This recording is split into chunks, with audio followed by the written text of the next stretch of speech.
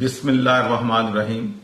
آج ہم نئے سال کے آغاز پہ عہد کرتے ہیں کہ ہم پاکستان سے غربت، ناانصافی، بدعنوانی اور کرپشن کے خاتمے کے لیے اور پاکستان کو ترقی، خوشحالی اور استحکام کے لیے اپنا بھرپور کردار ادا کریں گے۔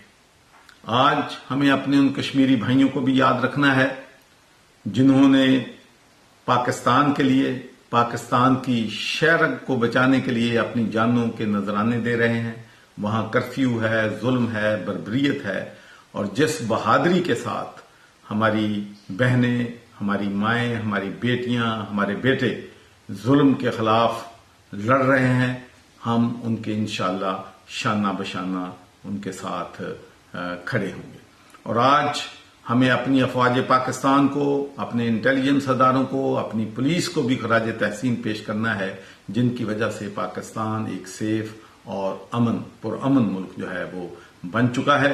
اور اس سال سب سے میری بڑی جو پیشن ہے، وہ پیشن یہ ہے کہ اس سال ہم نے پنجاب کے لوگوں کو پینے کا صاف پانی جو ہے انشاءاللہ فراہم کرنا ہے۔